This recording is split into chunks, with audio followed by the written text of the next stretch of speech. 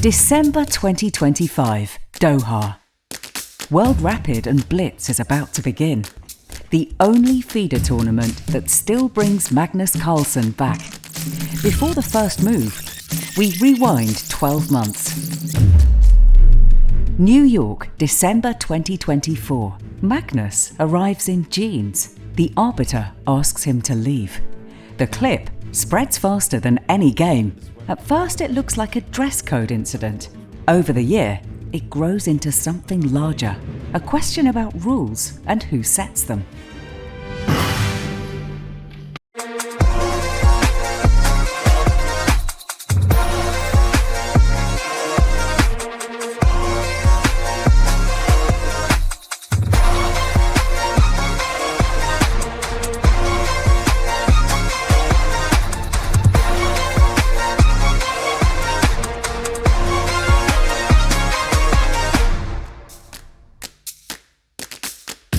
January 2025. Vike Anzi. So-called Wimbledon of chess. A new world champion. Gukesh Domoraju arrives under pressure. 1 month after your success in Singapore. It was really good to get back to chess. He leads early, struggles late, and finishes second. Gukesh resigns. The tournament is won by R. Pragnananda, with Nordirbek Abdusattorov close behind. The board already looks younger than the crown. February. Weissenhaus. Freestyle chess returns. No longer as a provocation, but as a working alternative. A parallel road begins to look sustainable. After there was this announcement by Freestyle that they would have the World Championship, I was told very specifically that I am legally not allowed to play in anything called the World Chess Championship. That's simply not true. Spring. Online chess. Over the year, Vladimir Kramnik escalates his accusations. Everything is clear about this game, no doubt. I report on one move is enough indicator, clear indicator. Everything is very clear to me. Yeah, everything is clear again, pretty clear. You saw everything, I suppose. Vasil Ivanchuk, 56, delivers a series of remarkable results. I just played chess, wasn't thinking about my rating performance. At the same time, Faustino Oro, 11, enters the race to become the youngest Grandmaster ever. June. Norway chess. Magnus wins again. But what remains is not the result, it's the table slam. Instantly clipped, looped, and absorbed by the meme cycle. The two have not met in classical chess until, you guessed it, A moment stripped of context, replayed until its meaning dissolves. I don't know what happened, basically. Not gonna apologize. July. Batumi. 19-year-old Divya Deshmukh wins the Women's World Cup. In Riyadh, chess enters the Esports World Cup. I can't wait, brother! I'm shaking! Without asking for permission, without waiting for approval. We get faster chess, live audience, kind of esports setting, and for me, that is great. I've shot one falcon, I want to shoot one more tomorrow. Carlsen! Chess becomes part of esports, watched not only in arenas, but by millions online. Champions from the Esports World Cup.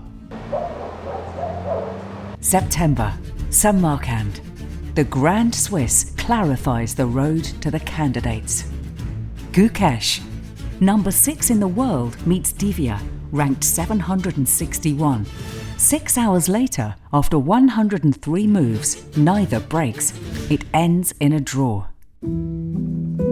October, Daniel Naroditsky, who had earlier been mentioned in public cheating allegations by Vladimir Kramnik, is found dead in his home. This is the most difficult video I've ever had to record. A very shocking news has hit upon the world of chess. Of the passing of Grandmaster Daniel Naroditsky. His family announced his unexpected death on Monday, calling him a talented chess player. Exceptional commentator. I've just always loved his spirit of commenting. Yeah, I'm still in shock. It's heartbreaking. I've known Naroditsky I knew Naroditsky for many years. Like, feels so strange to talk about him in the past tense, but This is not right. You gotta go to sleep, man. I know, just give me a few more games and then I'll go to sleep. This was the last video of Daniel Naroditsky, who died suddenly on October 19. Guys, thank you for watching. I will definitely do a debrief stream. I'm trying to be a little bit more professional, and definitely more YouTube content coming up soon.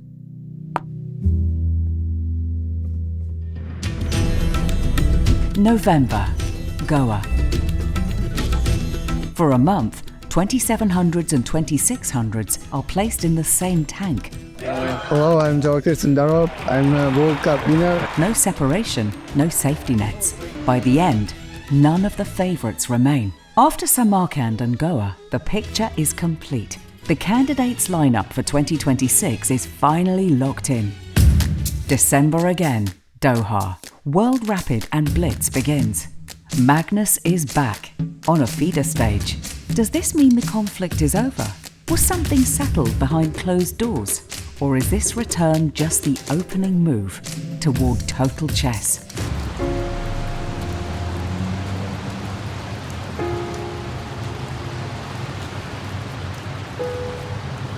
We think that people want to see who can be the best chess player overall, and this concept will be something different from other things. So we think it's a good way to go. Well, FIDE have approved this to be a world championship, and of course we need them for that. FIDE is the only organization who can give someone a world championship title. So that's the most important thing.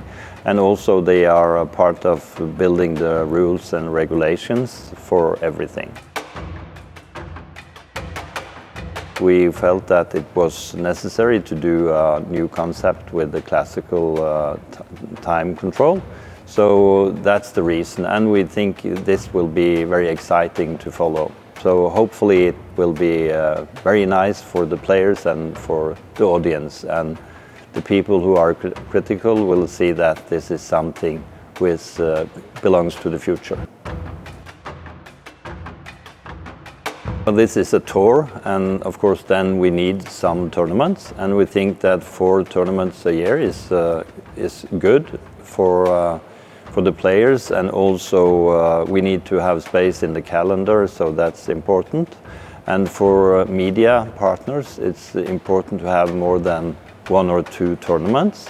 And pilot, we want to test everything, like the rules and regulations and the systems and the concepts, so we find out if this is the best way to do everything, so we can adjust it to the real championship starts in 27 if it's necessary. There is a lot of different host cities, a lot of possible sponsors, fans, investors, so hopefully we will have a lot of them on board, and this will be also a success in this way. Yeah, there is different ways to be qualified for this, some by rating and some by different tournaments who is through the year, some FIDE events and things like that. So of course the world champion in Rapid and Blitz and the world champion for women and men in classical, and these players will be qualified. I think that more chess will make more interest for chess overall, and I think that also one of the reasons we have this fast classical is also that we will have another concept than the normal classical. So I think that history will keep going on, and classical chess will be very important also for the future, and that's what we hope for. In today's digital age, businesses require more than just an idea. To stand out from the crowd, you need a strong digital identity. Get your unique domain name, because IT is you. Divya Deshmukh, she cannot hold her tears. What a moment. 19-year-old Divya Deshmukh wins the Women's World Cup and becomes the new face of women's chess. While most women still choose to compete in separate sections, Divya steps into the open field, playing among men in Samarkand. She faces the world champion Domaraju Gukesh and Goa. We've had a lot of attention and focus because of the significance of Divya playing in this World Cup. In the 1980s and 1990s, that path had a pioneer. One woman chose the open section, tournament after tournament, year after year, often alone, for almost 2 decades. Meet Pia Cramling and her family.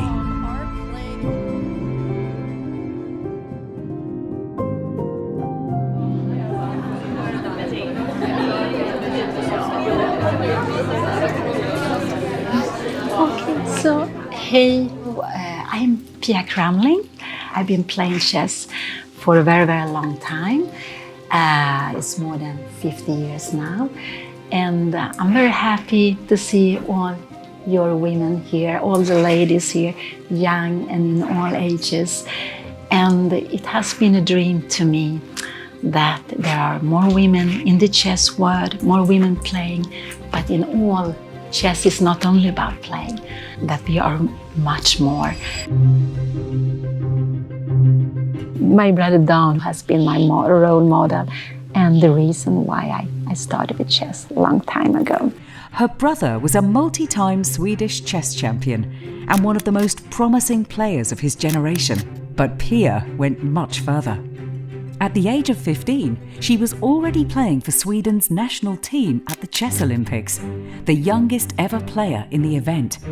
By the 1980s, she had earned a reputation as the strongest female chess player in the West, capable of challenging legendary Soviet champions. But her ambitions went much further. I never had a goal to become the best among women, because this is the way I was brought up. It wasn't so important. The important was to try to become the best of everyone. By 1992, she became only the 5th woman in history to earn the Grand Master title, a title open to all without gender distinction. But over time, Pia grew tired of the relentless race, making a living from chess and constantly travelling alone from one male-dominated tournament to another proved deeply exhausting, physically and emotionally. But I didn't know what to make with my life, and I actually took a year off from chess. I actually took a year when I moved to Malmö. I studied for a year, and the last 3 months I had to work. And it was a little bit of making a decision. Shall I play chess or shall I have a normal life?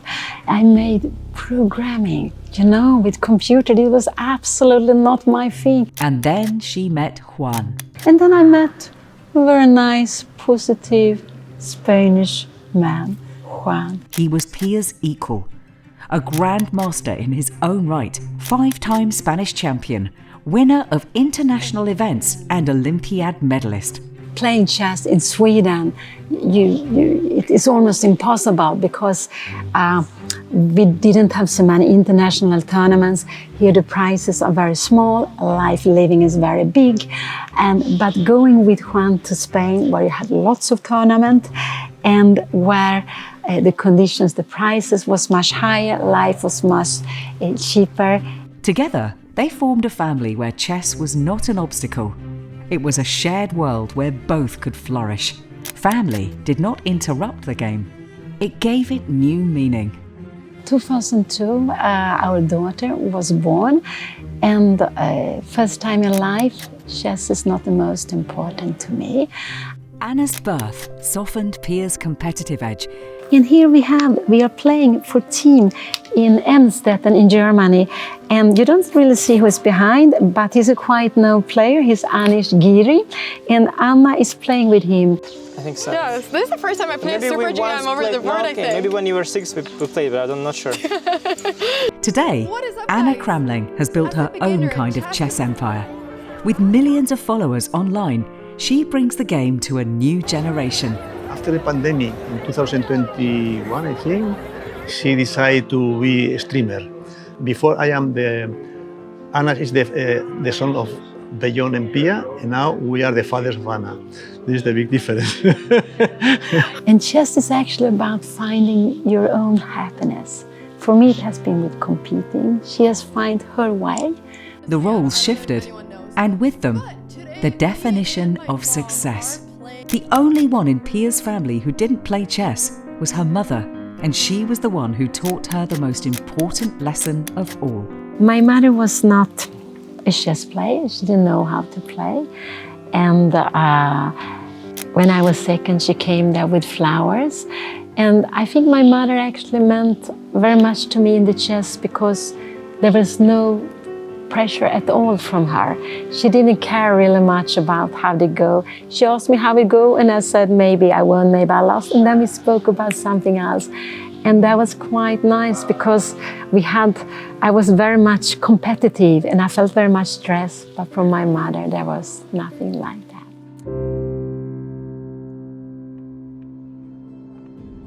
Throughout the year, our attention is drawn to the players. Commentary often goes unnoticed, but it is tone, rhythm, and energy that help us live these moments as they happen, wherever they happen. We asked the world's leading commentators to share their highlights of 2025.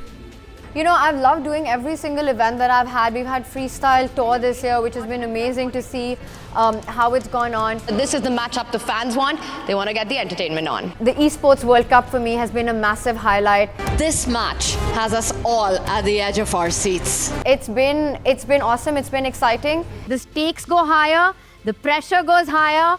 Being here in Goa for the World Cup, I'm really looking forward to all the action that's coming up. And for us, that means more fun, more enjoyment, more intensity.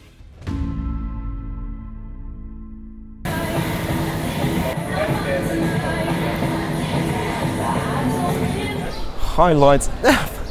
Like my personal highlight, I've been to China, man. It's fantastic. A World Championship match. It didn't get the attention it deserved, to be honest, a Women's World Championship match. You have 52 teams competing from all over the world. Now, I really mean all over the world. I can't wait, brother, I'm shaking! The EWC, I was there as well. I think that was a big stepping stone for chess, you know, to see chess be played in an arena like that with a public. This was absolute domination, and Team Liquid rises to the top and the king stays on the top. The way it was broadcasted, the way it was shown, the production and everything, I think that was really something that was incredible to watch. I think just traveling across the world, covering different events every single month of the year brought me a lot of joy.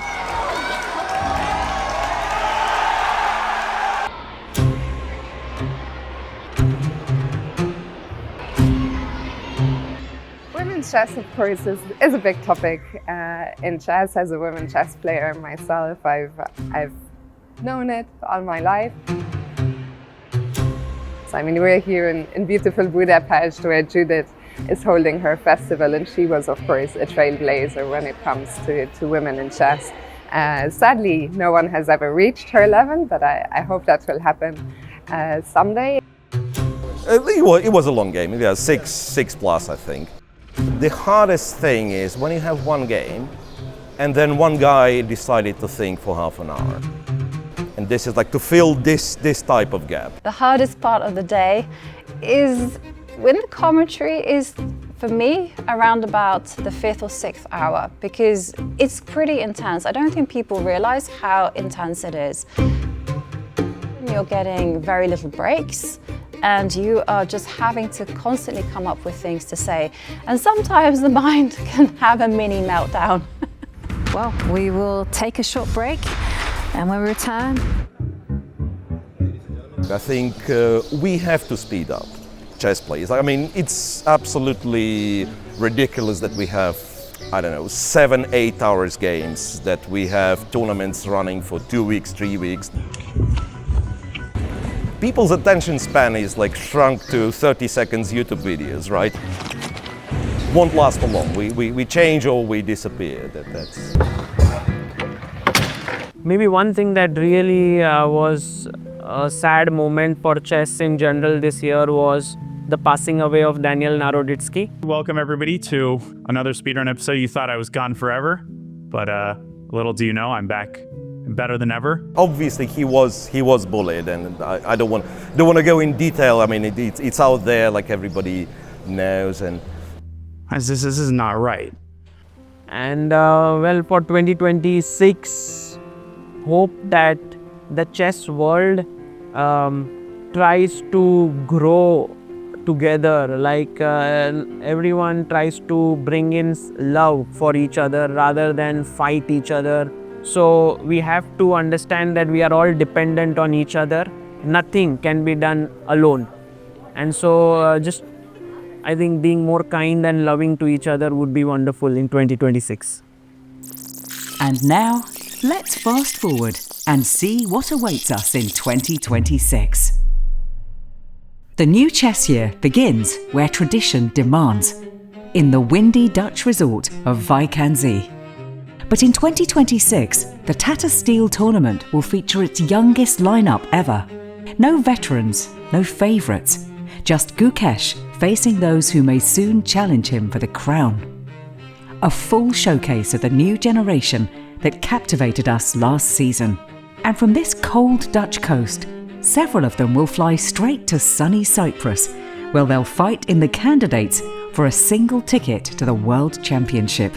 In 2026, formats compete just as fiercely as players. Will the Esports World Cup send shockwaves across the world again? Can Norway Chess change the game as it prepares the first pilot of Total Chess? Will freestyle, clutch, and other alternative formats survive into a second generation or vanish as quickly as they appeared?